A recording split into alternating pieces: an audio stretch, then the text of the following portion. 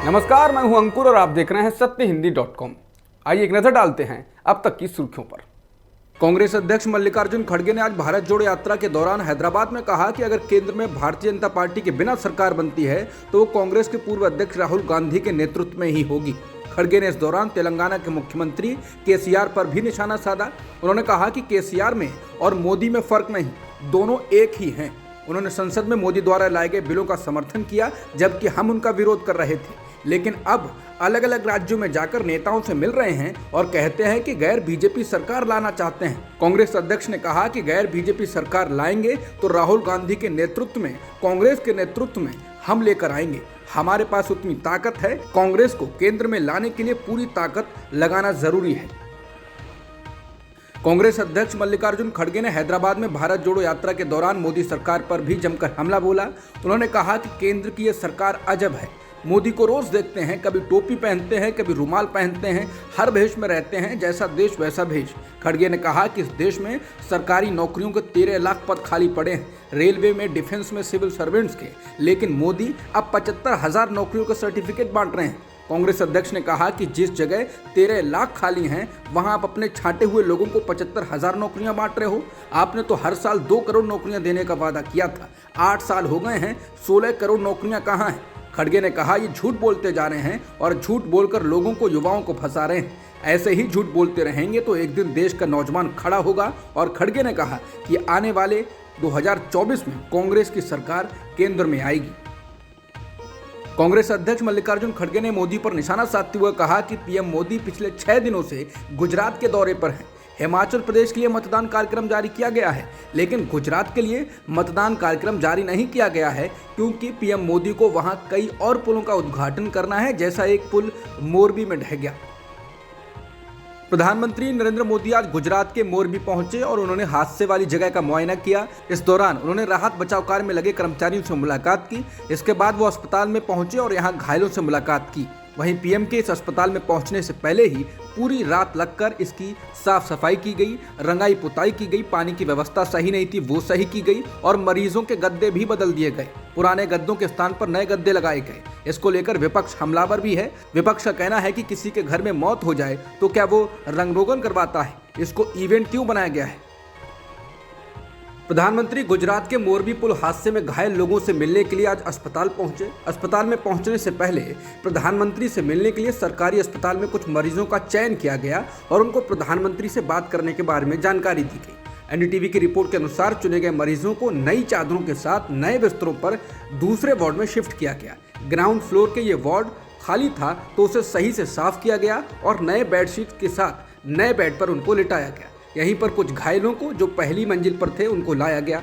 NDTV की report के अनुसार कुछ बेडशीट पर जामनगर के एक अस्पताल के निशान थे जो मोरबी से 160 किलोमीटर दूर है। इसके अलावा पीएम मोदी के आने से पहले कम से कम 40 पेंटर्स ने रात भर अस्पताल के बाहरी हिस्से और अंदर सबको पेंट किया, यानी रंगाई करी, पुताई की। शौचालय में नई टाइलें भी लगाई गई। पीएम मोदी के मोरबी के सरकारी अस्पताल में पहुंचने से पहले 4 नए वाटर कूलर भी लगाए गए। हालांकि इनमें से कुछ को बिना कनेक्शन के ही शोपीस के रूप में रख दिया गया। एनडीटीवी के पत्रकार अंकित त्यागी की रिपोर्ट के अनुसार इन वाटर कूलर्स का बिजली पानी का कनेक्शन ही नहीं था, बस रखे हुए थे और इसलिए उनमें एक बूंद पानी भी नहीं आ रहा था, यानी केवल दिखावे के लिए वाटर कूलर रख दिए गए। एनडीटीवी की रिपोर्ट के अनुसार प्रधानमंत्री नरेंद्र मोदी के गुजरात के मोरबी में पुल ढहने की जगह पर जाने से ठीक पहले पुल की मरम्मत करने वाली कंपनी ओरेवा के पोस्टर्स को प्लास्टिक की शीट से ढक दिया गया। जहां जहां ओरेवा ग्रुप के बोर्ड थे उनको किसी शीट से ढका गया जिससे मीडिया के कैमरों में वो ना आए। हालांकि बीजेपी की ओर से एक फोटो ट्वीट किया गया है जिसमें पीएम मोदी खड़े हुए हैं और उनके पीछे ओरेवा का बोर्ड लगा हुआ है। हालांकि वो इकलौता फोटो है जिसमें बोर्ड ढका हुआ नहीं है और वो भी बीजेपी की ओर से ट्वीट किया गया है। बाकी मीडिया रिपोर्ट्स में जो फोटोज और वीडियो आए हैं उनमें बोर्ड ढके हुए हैं। गुजरात के मोरबी में हादसे को लेकर वहां का ओरेवा ग्रुप विवादों में घिरता जा रहा है। न्यूज एजेंसी एएनआई के मुताबिक अहमदाबाद में ओरेवा फार्म्स पर ताले लटके पाए गए हैं। यहां काम करने वाले कर्मचारियों का कुछ पता नहीं है। मोरबी में झूलतो पुल के गिरने से 135 मौतों के बाद ओरेवा ग्रुप के 9 कर्मचारियों को पुलिस ने गिरफ्तार किया है, लेकिन ओरेवा के मुख्य ठेकेदार को पुलिस अभी भी छू नहीं सकी है। ओरेवा को लेकर राज्य सरकार भी विवादों में घिरती जा रही है। द हिंदू अखबार की जांच पड़ताल में सामने आया है कि मोरबी नगर पालिका ने घड़ी, मच्छरमार रैकेट, CFL बनाने वाली ओरेवा कंपनी के ट्रस्ट को झूलतो पुल के रखरखाव का ठेका 15 वर्षों के लिए दे दिया।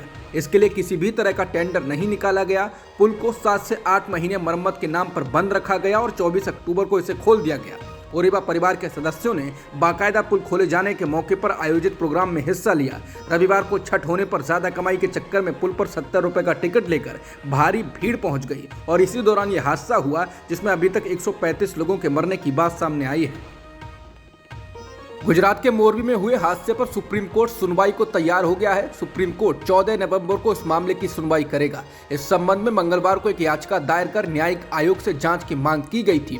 सुप्रीम कोर्ट ने इस याचिका को स्वीकार करते हुए सुनवाई का निर्देश दिया है। एडवोकेट विशाल तिवारी की PIL में मोरबी पुल ढहने की घटना की जांच के लिए सुप्रीम कोर्ट के रिटायर्ड जज की देखरेख में एक न्यायिक आयोग नियुक्त करने का निर्देश देने की मांग की गई है। PIL में पर्यावरण के नजरिए से और सुरक्षा तय करने के लिए पुराने और जोखिम भरे स्मारकों और पुलों के जोखिम का सर्वे कराने और मूल्यांकन करने के लिए राज्य सरकारों को निर्देश देने की मांग की गई है। PIL में राज्य सरकारों को ये निर्देश देने की भी मांग की गई है कि वो अपने अपने राज्यों में निर्माण घटना जांच विभाग का गठन करें, ताकि जब भी ऐसी घटनाएं हो तो तुरंत जांच की जा सके। याचिका में कहा गया है कि ऐसे विभाग की ये भी जिम्मेदारी हो कि वो किसी भी सार्वजनिक निर्माण की गुणवत्ता और सुरक्षा के बारे में आकलन और पूछताछ करे। पश्चिम बंगाल के मुख्यमंत्री ममता बनर्जी कल तमिलनाडु के मुख्यमंत्री M.K. स्टालिन से मिल सकती हैं।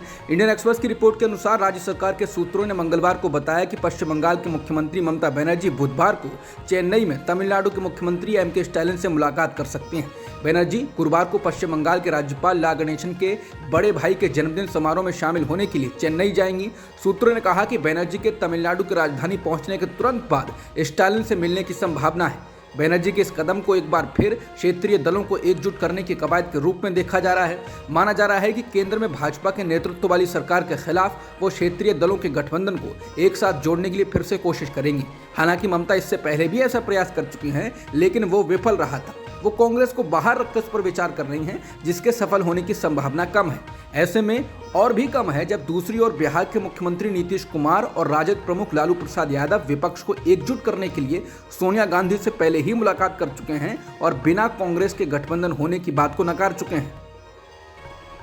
शिवसेना विधायक आदित्य ठाकरे ने एयरबस प्रोजेक्ट को लेकर महाराष्ट्र के उप मुख्यमंत्री देवेंद्र फडणवीस और मुख्यमंत्री एकनाथ शिंदे को चुनौती दी है। उन्होंने फडणवीस को उनके इस दावे पर चुनौती दी कि टाटा के एक अधिकारी ने उनसे कहा है कि राज्य में स्थितियां एयरबस परियोजना के लिए उपयुक्त नहीं है।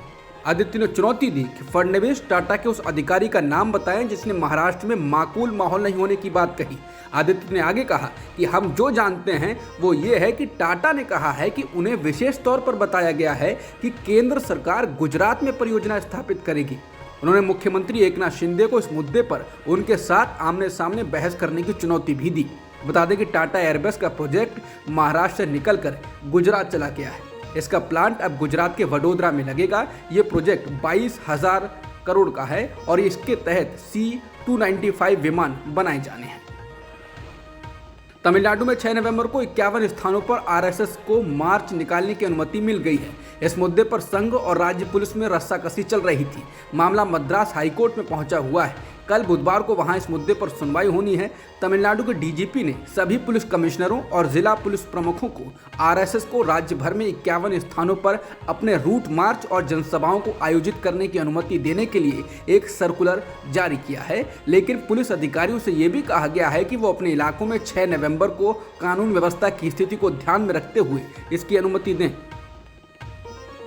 आम आदमी पार्टी पर बीजेपी ने अब जेल में बंद सुकेश चंद्रशेखर के आरोपों के बाद हमला बोल दिया है। करोड़ों रुपए की ठगी और धोखाधड़ी में पहले से जेल में बंद सुकेश चंद्रशेखर ने दावा किया है कि उसने तिहाड़ जेल में बंद आम आदमी पार्टी के नेता सत्येंद्र जैन को 10 करोड़ रुपए प्रोटेक्शन मनी के तौर पर दिए थे। उसने दिल्ली के उपराज्यपाल VK सक्सेना को पत्र लिखकर ये दावा किया और कहा कि वो सत्येंद्र जैन को साल 2015 से जानता है। पत्र में कहा गया है कि कुल 50 करोड़ रुपए का भुगतान किया गया क्योंकि उसे दक्षिण भारत में पार्टी के अंदर एक बड़े पद का वादा भी किया गया था। पत्र में कहा गया है कि सत्येंद्र जैन साल 2017 और 2019 में उससे जेल में मिलने आए थे और जेल में सुरक्षित तरीके से रहने और सुविधाओं को हासिल करने के लिए 2 करोड़ रुपए हर महीने देने के लिए कहा था। सुकेश चंद्रशेखर के आरोपों के बाद बीजेपी ने आम आदमी पार्टी पर निशाना साधा है। बीजेपी के दिल्ली प्रदेश अध्यक्ष आदेश गुप्ता ने कहा कि जेल के अंदर जो ठग है सुकेश चंद्रशेखर, उसी को सत्येंद्र जैन ने ठगने का काम कर दिया। उन्होंने कहा कि दिल्ली सरकार के जेल मंत्री पिछले 6 महीने से जेल से ही अपना धंधा चला रहे हैं। सुकेश चंद्रशेखर के आरोपों पर बीजेपी नेता संबित पात्रा ने पलटवार किया। उन्होंने सुकेश और सत्येंद्र जैन को दोस्त बताया। कहा कि एक जेल के अंदर से क्राइम कर रहा है और एक बाहर से। सारी सच्चाई सामने आ गई है। मालूम हो कि सुकेश चंद्रशेखर एक ठग है। उसने 17 साल की उम्र से ही फ्रॉड और ठगी शुरू कर दी थी। इस दौरान उसने करोड़ों का घोटाला किया। उसने अभिनेत्री जैकलीन फर्नांडिस से लेकर न जाने कितने लोगों को अपनी ठगी का शिकार बनाया। सुकेश चंद्रशेखर के आरोपों के बाद आम आदमी पार्टी ने कहा कि गुजरात के भ्रष्टाचार और 134 मौतों से ध्यान हटाने के लिए बीजेपी ने देश के सबसे बड़े फ्रॉड को अपना पार्टनर बनाया है। दिल्ली के मुख्यमंत्री और आम आदमी पार्टी प्रमुख अरविंद केजरीवाल ने कहा कि बीजेपी की गुजरात में हालत इतनी खराब हो गई है कि उसे देश के सबसे बड़े ठग की मदद लेनी पड़ी है। केजरीवाल ने कहा कि मोरबी हादसे को दबाने के लिए ये लेकर आए हैं। आज अचानक टीवी से मोरबी गायब हो गया।